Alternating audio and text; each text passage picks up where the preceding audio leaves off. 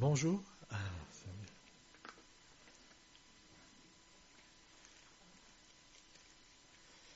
Alors Brigitte et moi, on est contents d'être là. Donc je m'appelle Daniel.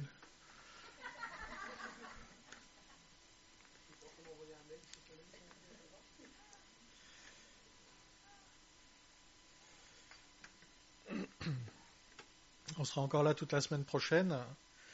Et donc, effectivement, mardi soir, il y aura l'étude biblique sur Jean 12, je crois. Ouais, 12 ou 13, je ne sais plus. Donc, je regarde. Enfin, voilà.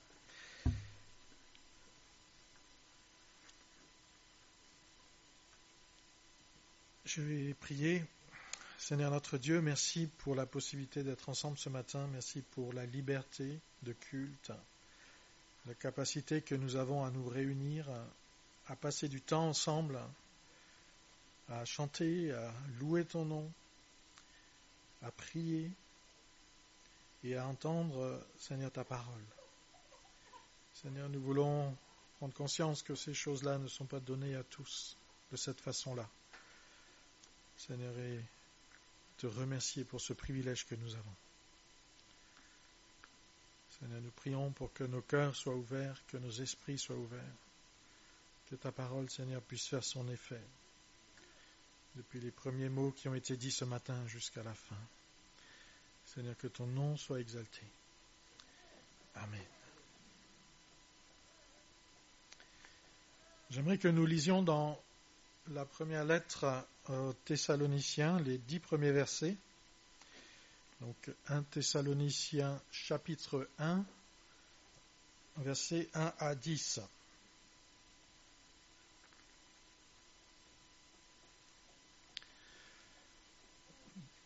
Paul et Sylvain et Timothée, à l'église des Thessaloniciens qui est en Dieu le Père et en Jésus-Christ le Seigneur. Que la grâce et la paix vous soient données.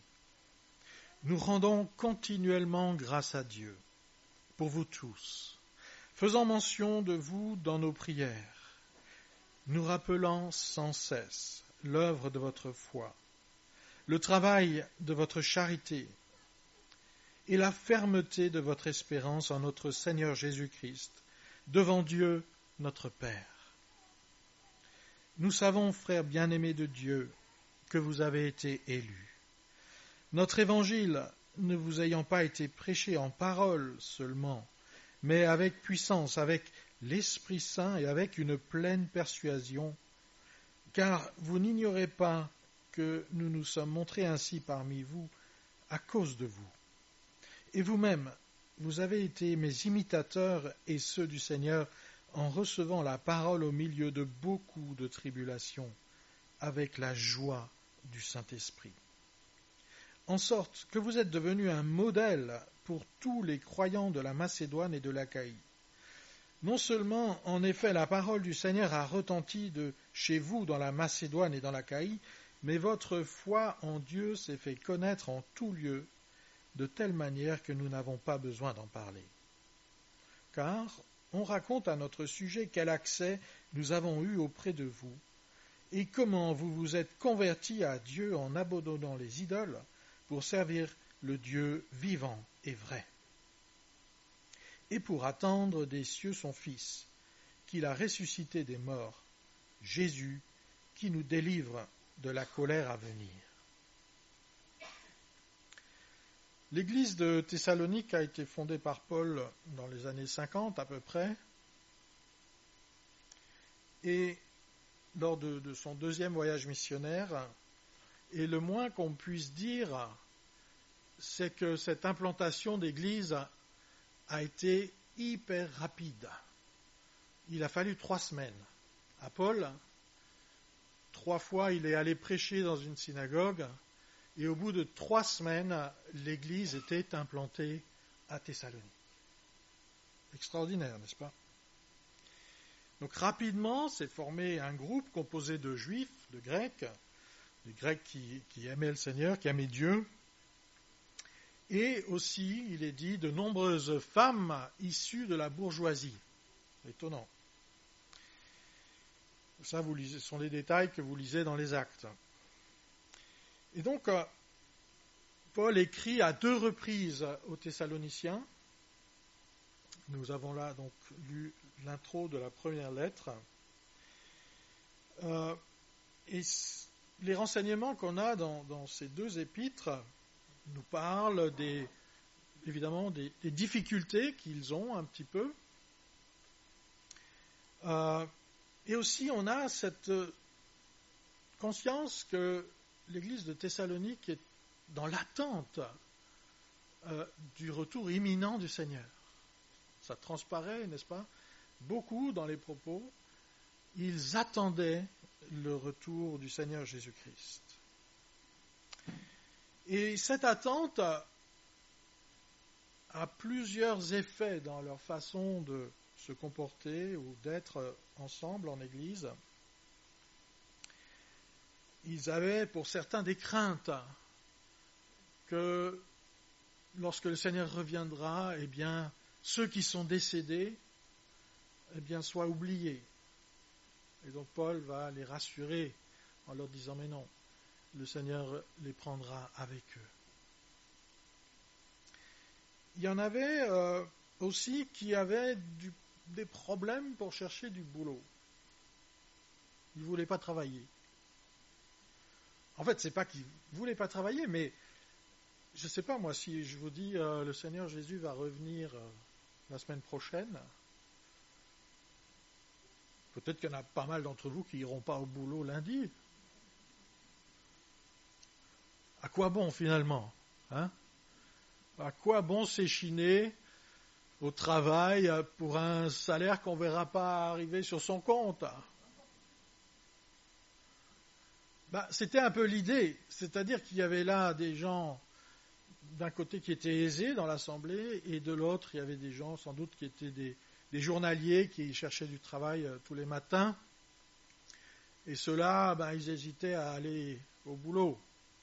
Et Paul leur dit non, il faut continuer à travailler, il faut continuer à chercher du travail.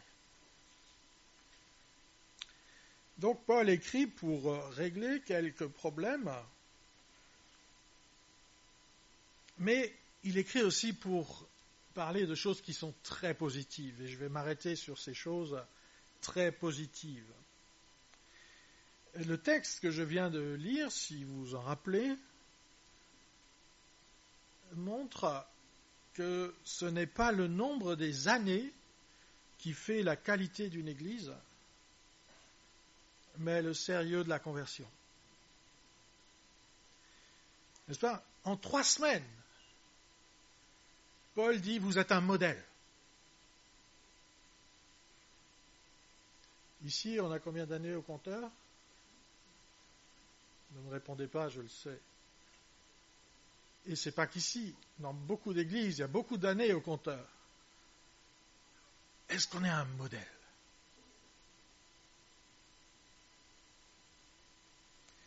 Le sérieux de la conversion. Paul dit au verset 6, vous avez été mes imitateurs et ceux du Seigneur. Et au verset 9, il dit, vous vous êtes convertis à Dieu en abandonnant les idoles et pour servir le Dieu vivant et vrai. Pas le Dieu mort et faux, le Dieu vivant et vrai. Il dit ça pourquoi? Parce qu'évidemment, les idoles sont mortes et elles sont fausses.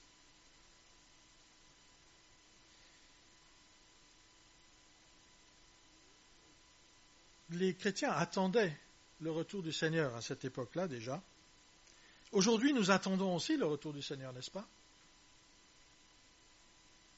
On essaye de deviner dans les événements du monde le temps qui nous sépare de la venue du Seigneur, n'est-ce pas? En fait, depuis que je suis tout petit, moi, je n'entends que ça. Mes parents étaient des évangéliques aussi. Et donc, j'ai tout entendu entre le péril rouge, le péril jaune, le péril vert islamique. Aujourd'hui, c'est, je sais pas, SpaceX, c'est l'IA. En fait, il y a depuis tout le temps ces essais de lire dans les événements du monde le retour du Seigneur Jésus. Vous savez quand c'est le retour du Seigneur Jésus? C'est le jour où vous vous arrêtez de respirer. La mort va vous rapprocher de Christ de façon absolument extraordinaire. Et je peux vous dire que ça peut venir très vite. Ça ne prend pas beaucoup de temps de mourir, en fait.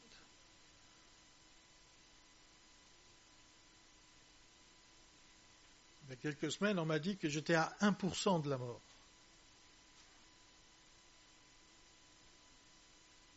Artère bouchée à 99%. Il ne faut pas beaucoup de temps pour mourir. Et le temps que nous avons en vie, c'est le temps qu'il nous faut consacrer pour préparer ce qui vient après la vie.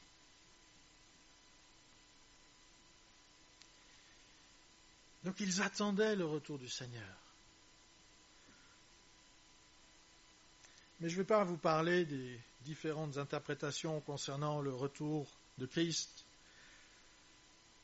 Mais une chose est sûre, c'est que tous les chrétiens attendent le retour du Seigneur.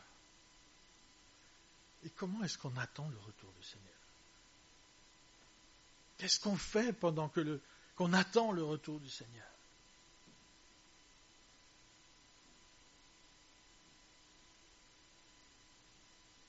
Parce qu'on dit on attend le retour du Seigneur, mais est-ce qu'on y croit que le Seigneur va revenir? Est-ce qu'on vit comme si on croyait effectivement que le Seigneur allait revenir? Est-ce que nous vivons notre foi aujourd'hui comme si Jésus allait revenir dans une heure?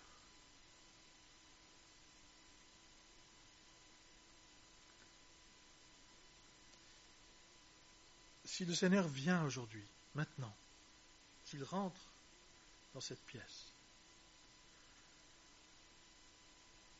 vous savez comment il est, n'est-ce pas? Il va regarder chacun comme ça, et en même temps qu'il nous voit, il nous scanne complètement, tout ce qui est visible et invisible. Il voit tout.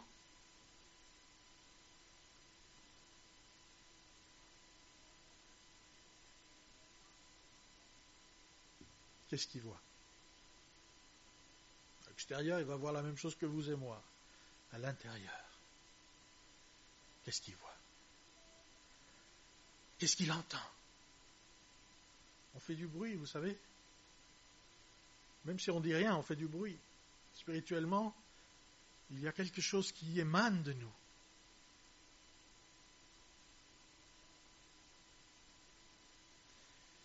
Quel est l'état spirituel de mon cœur? Quel est l'impact de cette communauté, cette ecclésia, ce groupe? Quel est son impact dans la cité? Quel est son impact pour l'édification des membres?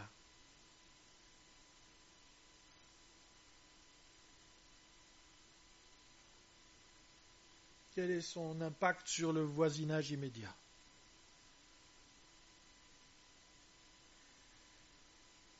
Quel est son impact sur l'Église catholique, sur l'Église protestante, il n'y en a pas ici, mais sur les autres communautés autour qui se réclament d'un Dieu quelconque?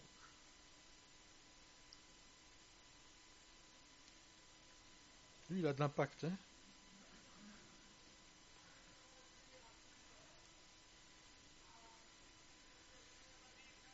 Paul va mettre en avant 3 aspects qui sont liés à la conversion spectaculaire des Thessaloniciens. En premier, il va parler des fruits d'une foi vivante. Ensuite, il va parler du pouvoir de transformation d'un évangile qui est annoncé avec puissance, avec l'Esprit de Dieu. Et ensuite, il va parler de l'impact extraordinaire qu'un groupe de croyants peut avoir sur d'autres croyants et sur l'environnement proche. Donc au verset 3, Paul parle de la foi, enfin il rend grâce à Dieu pour la foi vivante des Thessaloniciens. Nous rappelons sans cesse l'œuvre ou les actions de votre foi, le travail de votre charité. Le travail, le terme en grec, c'est kopos, qui est véritablement une expression très très forte qui parle d'un travail intense, de se sortir les tripes en quelque sorte. Et la fermeté de votre espérance, c'est-à-dire la constance, la régularité dans la fermeté, enfin, une espérance qui est forte en notre Seigneur Jésus-Christ devant Dieu, notre Père. Pour Paul, la foi, la charité et l'espérance, c'était pas juste des mots. C'était le résultat d'une conversion puissante. Une conversion qui produit non pas de la doctrine en premier, mais des actes, quelque chose de concret, des actions visibles, et aussi une transformation durable, même face aux difficultés, même face à la persécution qui était la situation des Thessaloniciens à l'époque. L'œuvre, le travail de votre foi. Le signe le plus évident d'une foi nouvelle, c'est quoi? C'est quoi le signe évident de votre foi?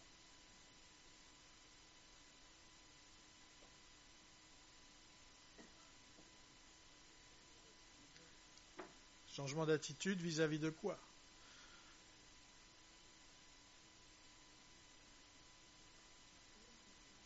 La paix, la confiance. On croit. Ils croyaient avant aussi. On croit. N'est-ce pas? Il y avait... En fait, ce qui se passe quand on vient au Seigneur, c'est quoi? C'est qu'on passe... Il y a un transfert de ce qui était notre vie avant à une vie nouvelle. La repentance, on peut l'appeler comme ça. Mais c'est un changement qui est visible. On passe d'un monde qu'on peut qualifier d'ancien à un monde qui est nouveau.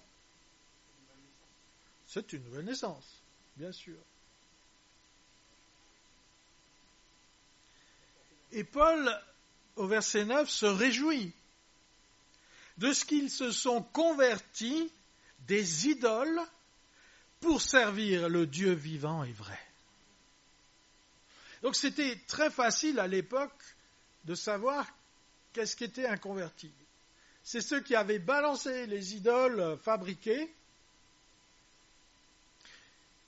qui désormais adoraient un Dieu qu'on ne voyait pas. Et c'est ça. C'est qu'il s'est passé, et c'est pour ça qu'on peut dire que la conversion est spirituelle. C'est que avant ça, on adore quelque chose qu'on voit, qu'on touche, qu'on fabrique éventuellement, ou qu'on reçoit de sa famille. Et puis ensuite, on enlève tout ça, et on change de lieu, on passe de temple où tout est sacré, tout est destiné à être saint, enfin sanctifié, propre, enfin fait pour les dieux, à un temple qui est intérieur, qui est personnel, et où la réunion de tous ces gens, eh bien, se fait dans une maison. C'était ça qui était visible pour les gens du monde.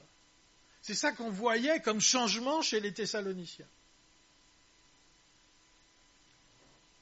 Le rejet de leur ancienne façon d'adorer des dieux pour adopter une nouvelle façon d'adorer le seul Dieu vivant et vrai. Waouh! À l'époque, ça devait être un sacré changement, quelque chose de notable. Alors vous me direz, mais oui, mais moi, ça ne me concerne pas, moi je ne suis pas un païen, je suis né dans une nation chrétienne, mes parents étaient des chrétiens, peut-être des vrais chrétiens évangéliques,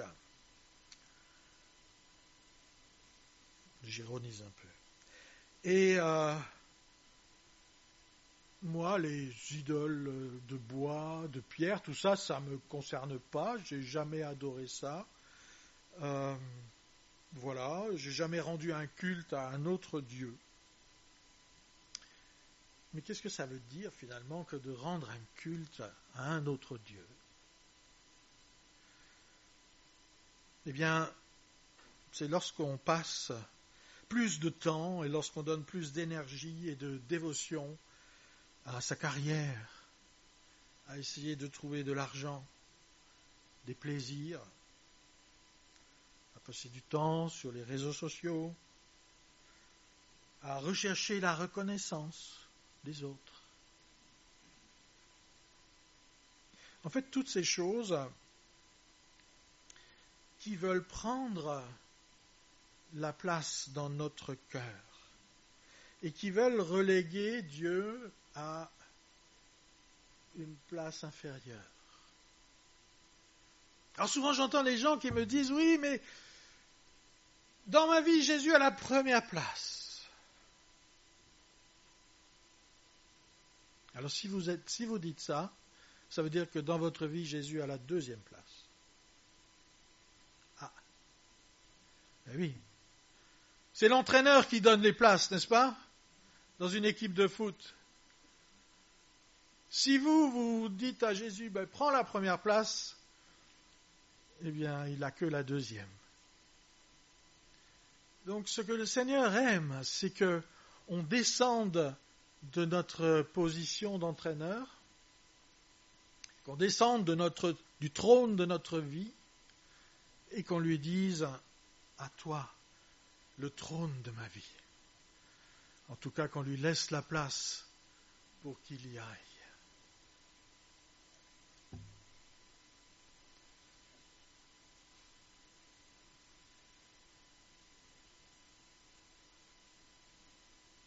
Le cœur entièrement tourné vers Dieu. C'était ça la vie des Thessaloniciens. Ils s'étaient détournés catégoriquement de leur ancienne vie pour s'engager de façon résolue dans une vie nouvelle. Qui d'entre vous aujourd'hui est à cheval entre l'ancienne vie et la nouvelle vie? Levez le doigt. Non. Mais pourquoi pas? Pourquoi pas? Soyons honnêtes. Soyons sincères. Dans votre cœur, levez le doigt. Et dites au Seigneur, moi, Seigneur, je suis à cheval entre mon ancienne vie et ma nouvelle vie.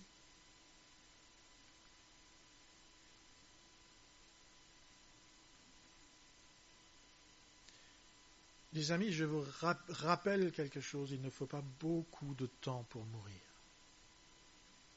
Et une fois qu'on y est, c'est trop tard.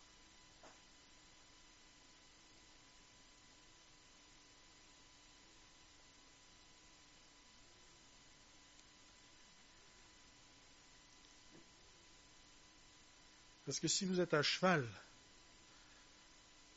entre une vie ancienne et une vie nouvelle, eh bien vous êtes encore dans votre ancienne vie.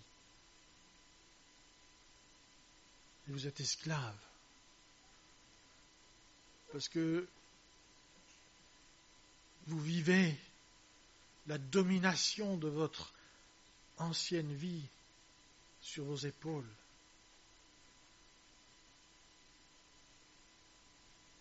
Parce que jour après jour, cette ancienne vie triomphe de vous. Il y a une chaîne qui parfois est longue et qui vous laisse partir.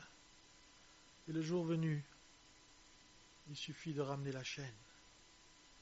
Et vous êtes à nouveau entre deux eaux. Le Seigneur veut briser cette chaîne.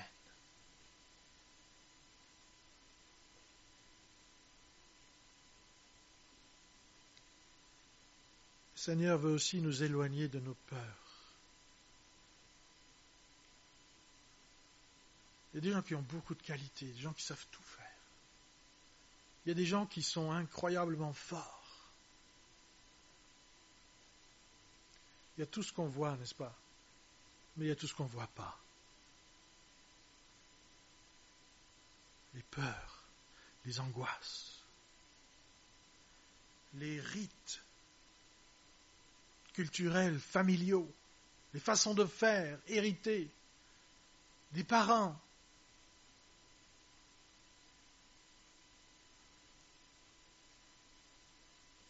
Les travers psychologiques. Toutes ces choses, nous pouvons nous éloigner de cela. Nous pouvons laisser ça entre les mains du Seigneur pour qu'il s'en charge.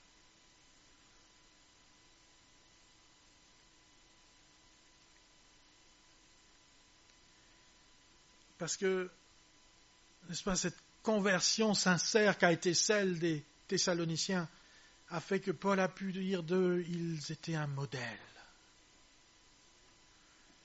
Et nous avons besoin d'être des modèles. Nous avons besoin que les gens puissent nous voir et dire, mais là, il y a quelque chose.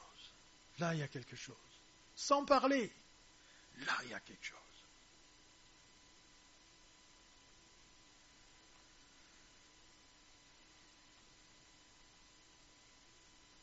Il y a beaucoup de textes qui appuient ce que je suis en train de dire. Je vais juste en lire un. Faites donc mourir ce qui dans vos membres est terrestre. L'impudicité, l'impureté, les passions, les mauvais désirs, la cupidité qui est une idolâtrie. Ils s'étaient écartés des idoles radicalement, les Thessaloniciens.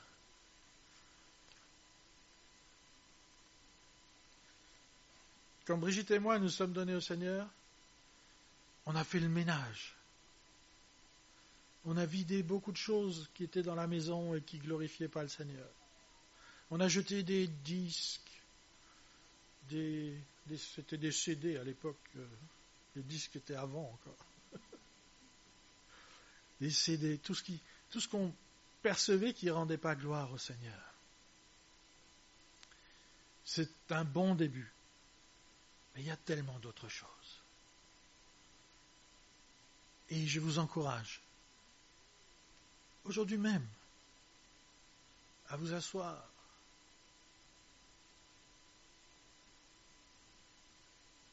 Et à écouter ce que le Seigneur vous dit sur vous-même, sur qui vous êtes. Les hommes, parfois, il suffit d'écouter vos femmes. Hein. Ça suffit pour que vous sachiez. Des femmes, parfois, il suffit d'écouter vos maris. Vous n'êtes pas intouchables, il ne faut pas croire.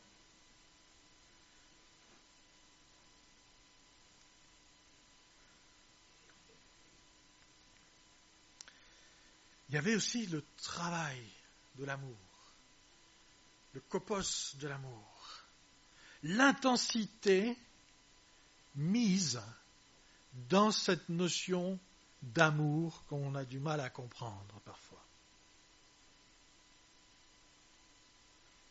Et là, il s'agit de l'amour fraternel. Les Thessaloniciens, ce n'était pas l'amour... bon, celui-là, je le déteste pas, donc quelque part, je dois l'aimer. C'est rigolo, hein, dit comme ça, mais en réalité, c'est exactement l'inverse. Ne pas détester, c'est pas suffisant pour dire je l'aime. Ce qui montre que vous m'aimez, c'est tout ce que vous allez faire pour moi dans cette journée et dans les jours à venir. Non, mais dans l'assemblée, c'est ça en réalité. C'est ce que je vais faire pour l'autre qui montre l'amour. C'est mon engagement. Le travail qui parfois est pénible. Non, j'ai pas envie de faire ce déménagement. J'ai pas envie. Je suis fatigué. J'ai déjà fait 2 déménagements. Donc je vais pas en refaire un autre. Et là, l'amour ne s'écoute pas. L'amour se lève et va déménager l'autre. Enfin, l'aider à partir à déménager.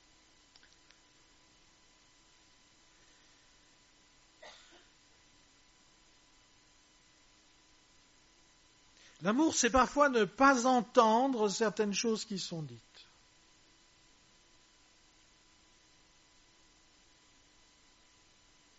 Mais l'amour, c'est aussi entendre des choses qui ne sont pas dites.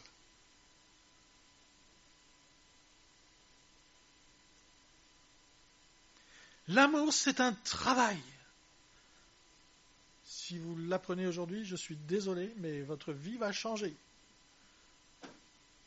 L'amour, c'est du boulot. C'est un vrai travail.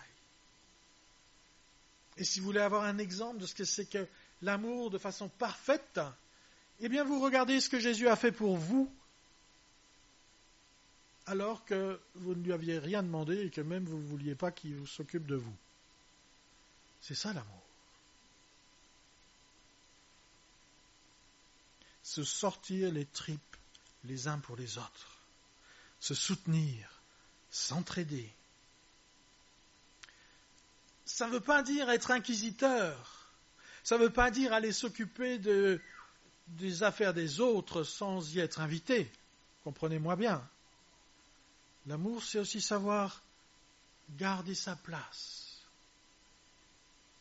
Ou laisser la place à quelqu'un d'autre.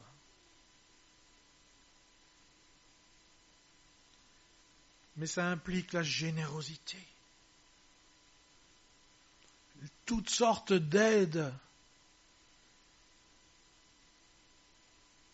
vis-à-vis des membres de la communauté, mais aussi vis-à-vis du monde, vis-à-vis de ceux qui sont dehors.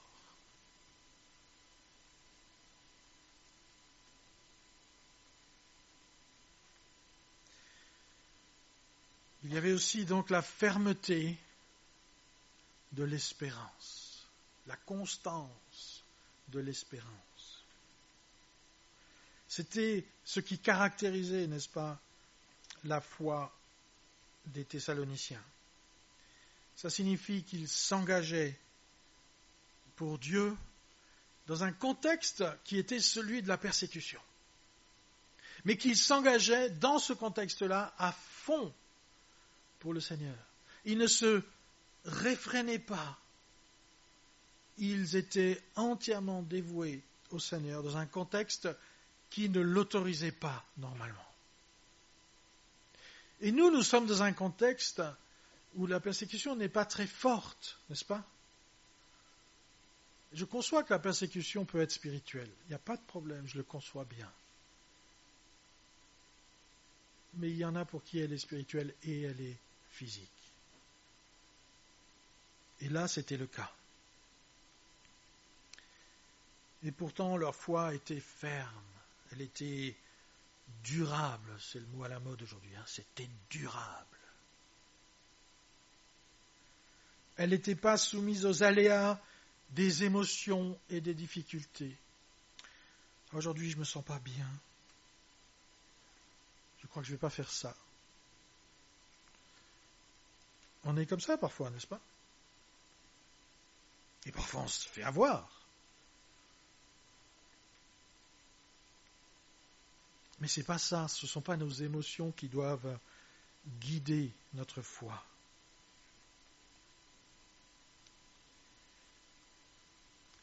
Ils vivaient dans l'attente du retour de Christ. Dans l'espérance aussi que leurs proches ne seraient pas laissés pour compte lorsque Jésus reviendra. Et donc, parce que pour eux, c'était une source de joie de savoir que Jésus allait revenir, n'est-ce pas? Mais leur crainte avec tout ça, c'était que leurs proches qui étaient décédés là soient laissés pour compte. Et Paul va les rassurer.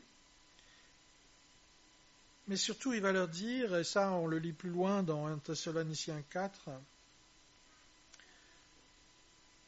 qu'il n'y a pas de raison, n'est-ce pas, de se lamenter comme les autres qui n'ont point d'espérance. En fait, on n'a pas de raison de se lamenter. Parce que le seul fait de savoir que nous pouvons nous retrouver en l'espace d'une minute dans la présence de Dieu, ça doit réjouir nos cœurs.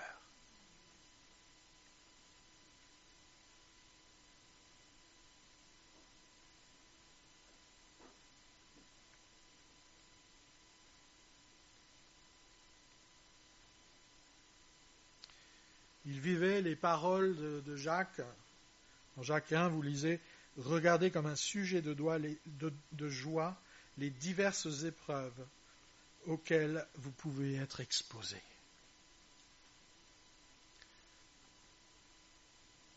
Je répète, regardez comme un sujet de joie les diverses épreuves auxquelles vous pouvez être exposés. Selon la façon dont ces paroles résonnent dans votre cœur, vous pouvez savoir où vous en êtes avec le Seigneur.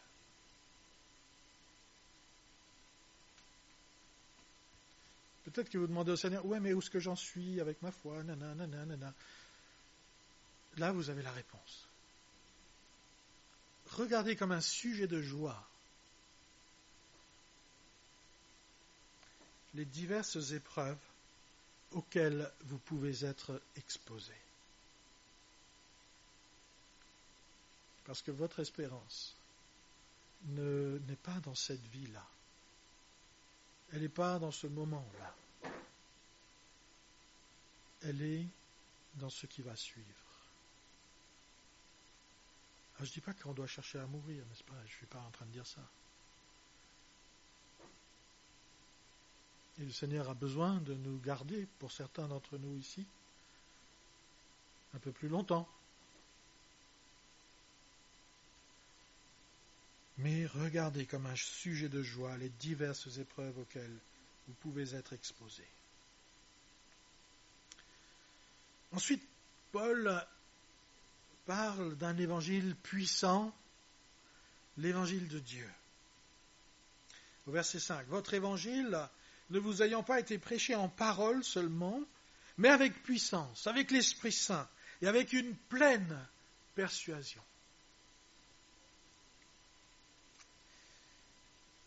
Pour que l'évangile ait un pouvoir de transformation, il doit être accompagné de la puissance de Dieu et du Saint-Esprit qui seul est capable de convaincre les auditeurs.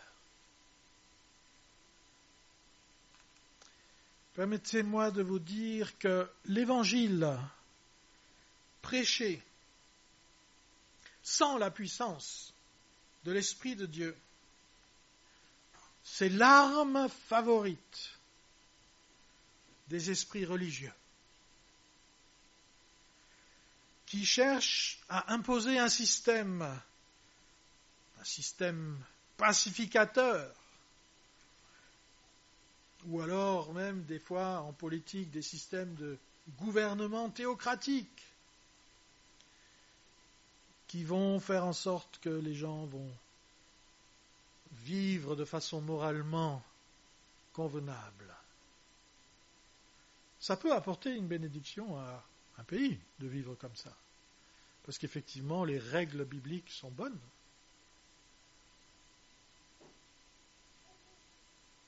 Mais ça ne sauve pas les gens en fait.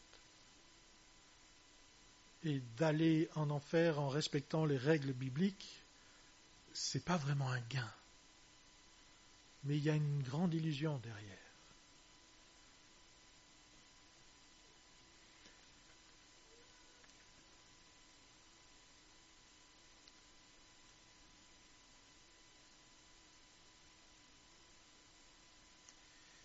L'apôtre Paul était critiqué pour son ministère, pas seulement auprès des Thessaloniciens, mais bien souvent, il était obligé de se défendre. Il dit dire, non, je ne suis pas en train de profiter de vous, je ne suis pas en train de chercher quelque chose de particulier. Je vous annonce simplement le message que Dieu me demande de vous annoncer. L'autorité d'un orateur ne vient pas de ses connaissances bibliques. Qu'est-ce qui donne l'autorité à un orateur ?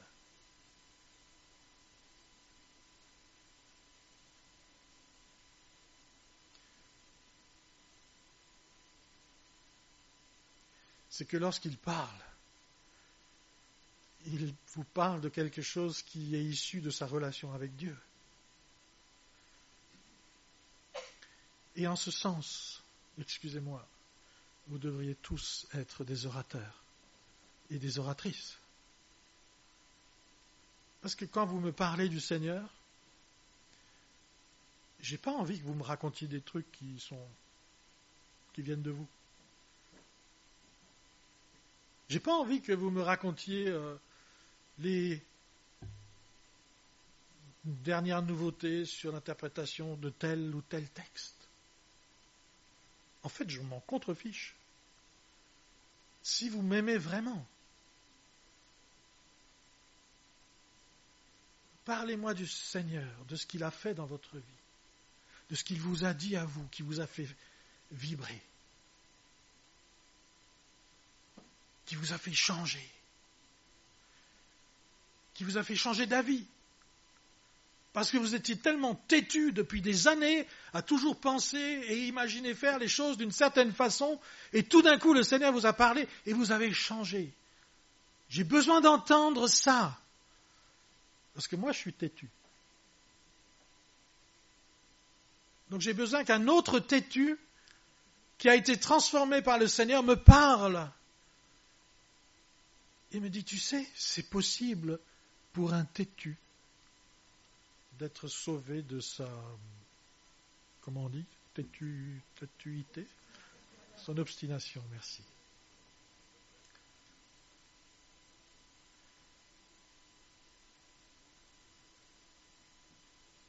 Si vous avez un péché particulier, que vous n'arrivez pas à vous en débarrasser, et que tout d'un coup le Seigneur a fait quelque chose, parlez-moi-en. Dites-le-moi.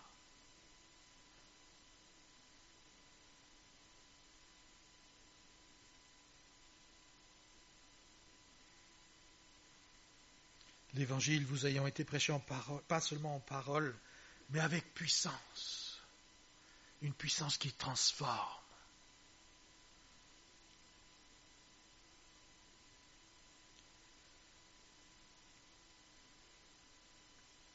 La meilleure preuve de l'apostolat de l'apôtre Paul, eh bien, c'était les fruits qu'il laissait derrière lui.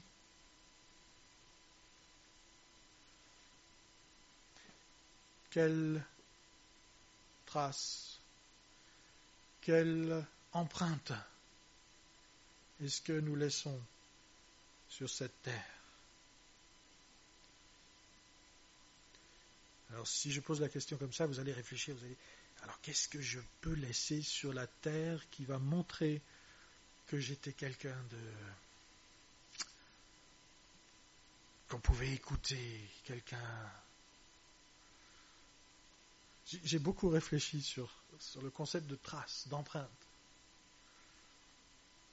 Et toute une partie de ma vie, j'ai voulu laisser une empreinte. Et un jour, le Seigneur m'a fait comprendre qu'il ne voulait pas voir mon empreinte sur la terre. Il voulait voir la sienne. Et il voulait que tous ceux qui lui appartiennent soient dans cette empreinte-là. Et que la seule empreinte qu'on pourra voir, c'est effectivement la sienne.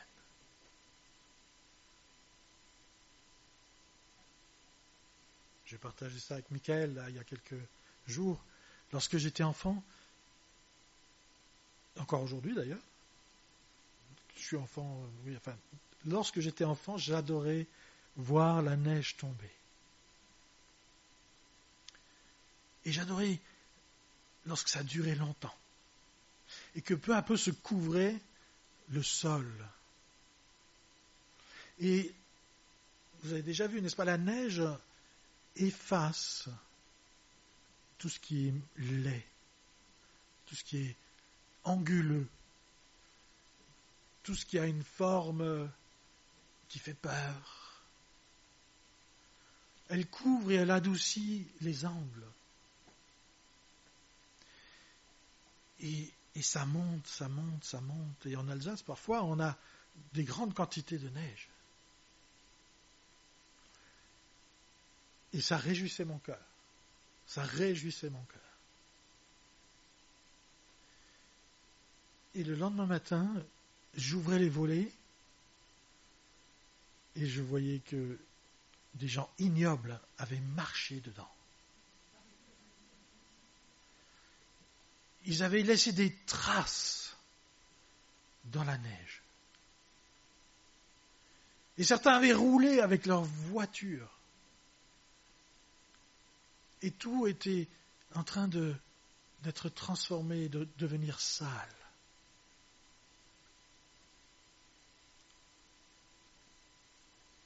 Le Seigneur ne veut pas que nous laissions de traces. Il est la trace.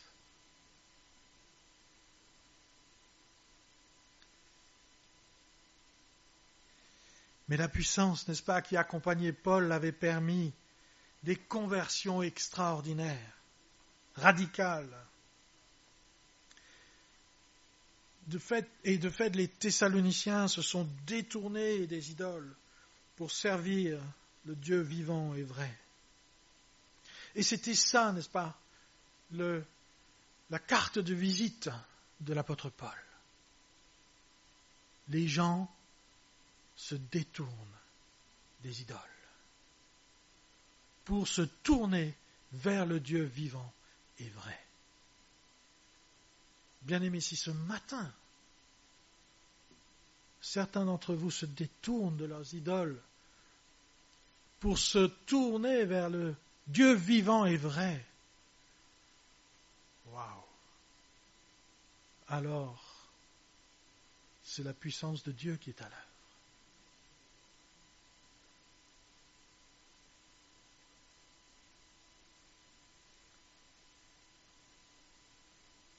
Le message de l'Évangile, ce ne sont pas juste des mots, c'est la parole de Dieu. Ce n'est pas le message d'un homme. On peut donner le message de l'Évangile comme une simple information. On peut utiliser la Bible pour argumenter, utiliser des versets pour prouver nos convictions. Mais réellement, le texte biblique ne nous a pas été donné pour cela. Pourquoi est-ce qu'on a eu un texte biblique? Pourquoi est-ce que Dieu a voulu que nous ayons un livre, que nous puissions lire ce livre ou l'entendre? Pourquoi est-ce que Dieu a voulu ça? Pour le connaître.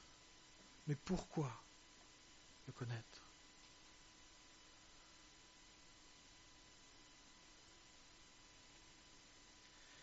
Pour mieux l'aimer. C'est pas pour faire valoir vos idées.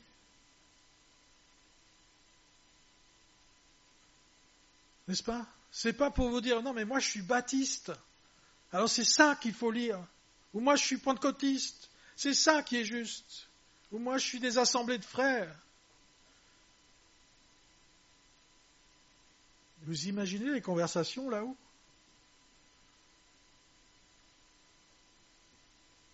Ah non, avec lui, je ne vais pas au ciel. Ah non, lui, Seigneur, tu l'as pas accepté, lui, quand même. Vous imaginez?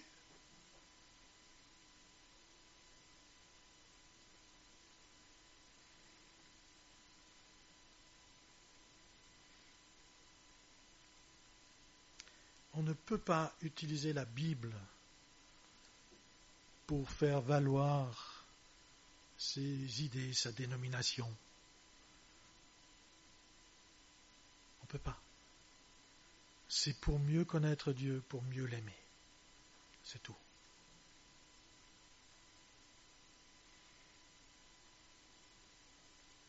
C'est pour avoir des certitudes inébranlables sur Dieu, sa capacité, son amour pour nous.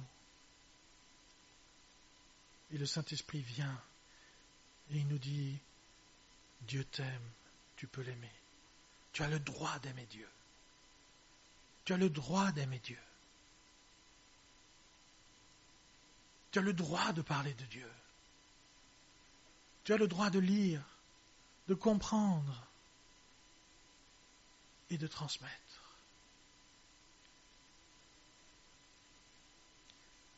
Tu peux lire et édifier l'Église en toutes circonstances. Et puis il y avait le témoignage de l'Église au verset 7. En sorte que vous êtes devenus un modèle pour tous les croyants de la Macédoine et de l'Achaïe. Non seulement, en effet, la parole du Seigneur a retenti de chez vous dans la Macédoine et dans l'Achaïe, mais votre foi en Dieu s'est fait connaître en tout lieu de telle manière que nous n'avons pas besoin d'en parler.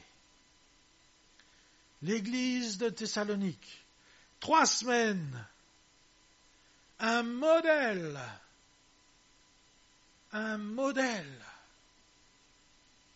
pour les autres églises, depuis plus longtemps, présentes peut-être. Ils étaient un exemple pour les autres chrétiens. Comment est-ce que l'Église ici peut être un modèle de foi, d'amour, dans un monde qui est sceptique, un monde qui est peu intéressé par le message?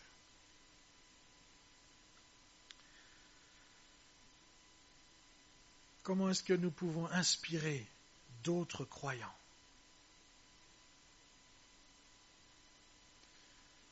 N'est-ce pas, aujourd'hui la tendance c'est de vouloir tirer la couverture à soi, pas d'inspirer les autres.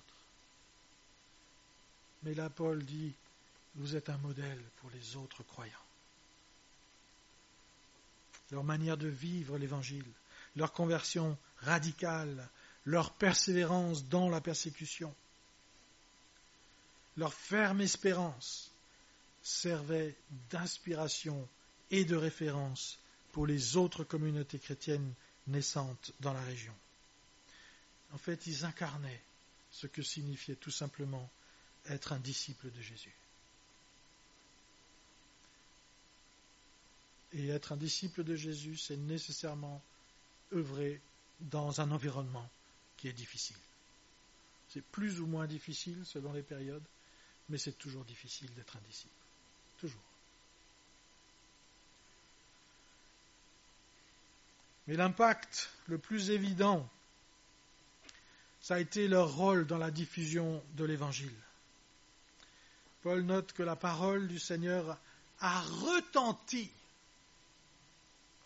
C'est un terme choisi, n'est-ce pas? La parole a retenti. Qu'est-ce qui retentit? Les gongs énormes, vous avez déjà vu ces gongs? Et vous avez un type avec une quoi? Une massue qui tape là-dessus et ça retentit. Il y a un effet de réverbération qui est absolument extraordinaire.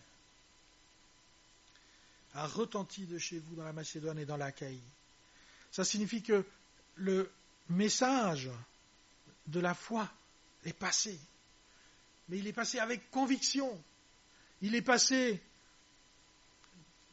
de façon forte. Il n'y avait pas de doute sur ce message. Et la nouvelle de la conversion de ces gens leur changement de vie radical, n'est-ce pas, ça a fait du bruit. Ça a fait du bruit autour d'eux. Et ça a suscité l'intérêt pour entendre le message de l'Évangile. Les gens avaient envie d'écouter. À tel point que Paul n'avait pas besoin d'expliquer ce qui s'était passé. Il suffisait qu'il dise « Je viens de Thessalonique » et tout le monde comprenait de quoi il parlait. Ah oui, cet endroit où il s'est passé tant de choses, où les gens ont été tellement transformés, c'est de là qu'il vient. Et c'est de là qu'il nous parle.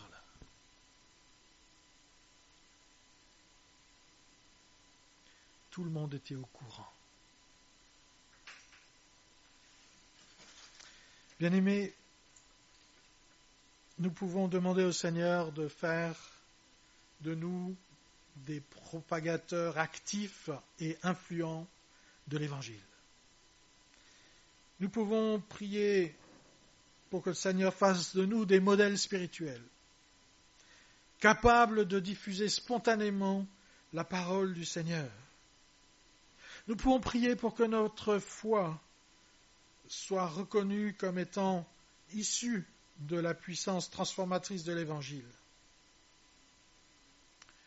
Mais tout ça, ça ne fera pas d'effet si nous négligeons la recommandation que Paul fait aux Thessaloniciens dans le chapitre 5, qui est de veiller. Il faut lire tout le chapitre 5. Veiller et de rester sobre pour ne pas être surpris lors du retour du Seigneur. De veiller et de rester sobre pour ne pas être surpris lorsque le Seigneur reviendra. Et Paul exhorte à l'édification mutuelle. Je ne sais pas si vous l'avez remarqué, mais quand vous lisez les épîtres, Paul parle tout le temps d'édification et bien souvent d'édification mutuelle. Il considère que la foi se partage, pas seulement par un seul orateur, mais par tous ceux qui connaissent le Seigneur. Tous ceux qui connaissent véritablement le Seigneur doivent partager pour édifier leurs frères, édifier leurs sœurs, édifier les enfants. C'est un véritable fil rouge chez Paul. Si vous voulez faire une étude biblique, eh bien faites-le là-dessus. L'édification mutuelle. Paul ne parle que de ça. 1 Corinthiens 12, 13, 14 ne parle que d'édification dans l'assemblée. C'est pour ça qu'il faut aimer. Il faut aimer, parce que des fois il y a des gens qui disent des trucs qui ne nous plaisent pas. Mais on les aime.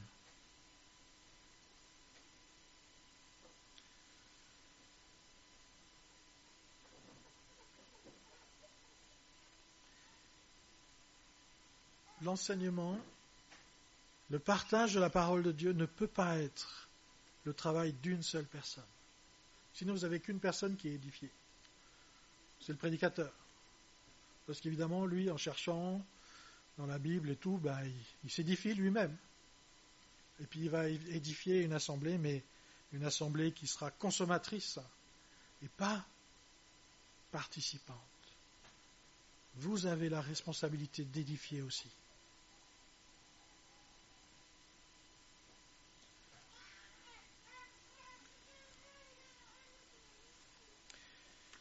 J'ai bientôt fini. Je dis ça.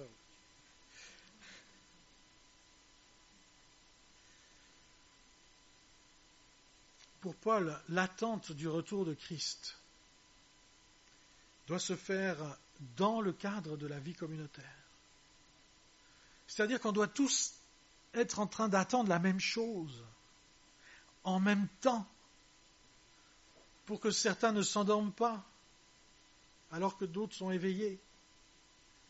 Et c'est pour ça que l'édification mutuelle est importante. Christ ne reviendra pas peut-être dans 1 heure, peut-être seulement dans 1 semaine, ou dans un mois, ou dans 10 ans. Mais il peut revenir à chaque instant.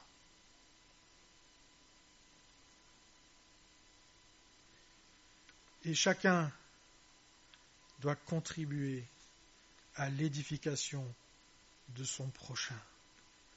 1 Thessaloniciens 5, 11, c'est pourquoi exhortez-vous réciproquement et édifiez-vous les uns les autres, comme en réalité vous le faites. Comme en réalité vous le faites. Ça veut dire quoi? Ça veut dire que Paul leur demande de continuer ce qu'ils étaient déjà en train de faire et qui est à la base de ce qu'ils sont devenus, c'est-à-dire un modèle pour les autres.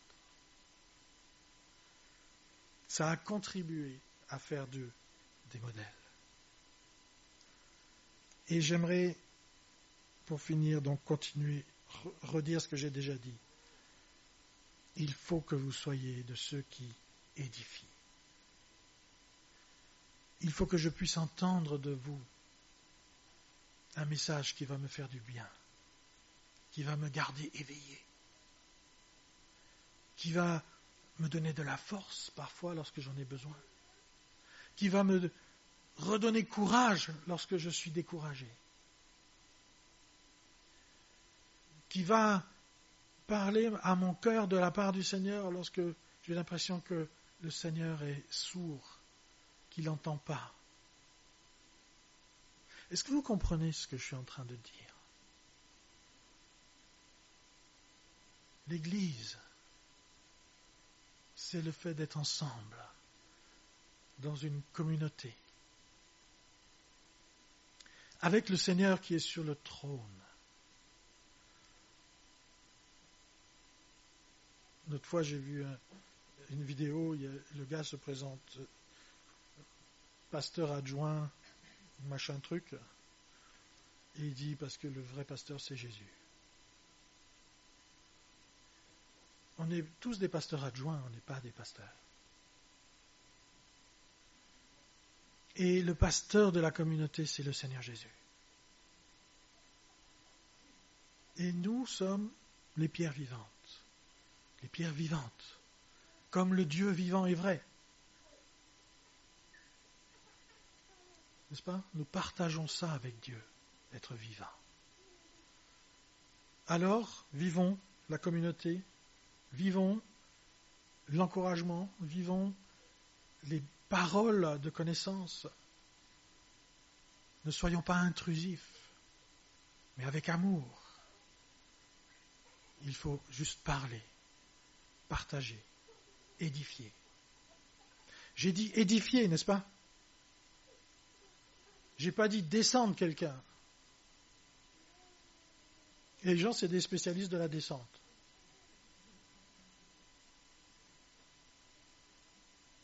Il y a des gens, ils descendent quelqu'un et ils pensent qu'ils l'édifient. Alors, à de très rares exceptions, ça peut être vrai, mais c'est très rare. Prenez le temps d'aimer celui qui est à côté de vous, c'est-à-dire de travailler pour lui, pour son édification. Voilà. Seigneur, merci pour ta parole. Je prie pour moi et chacun de mes frères et sœurs ici. Seigneur, que ces paroles puissent s'installer dans le cœur et faire ton œuvre. Seigneur, que ton peuple soit éveillé, prêt à te rencontrer, prêt à ce que tu viennes d'une façon ou d'une autre. Et Seigneur, nous pourrons alors nous réjouir tous ensemble à tes côtés. Que ton nom soit béni.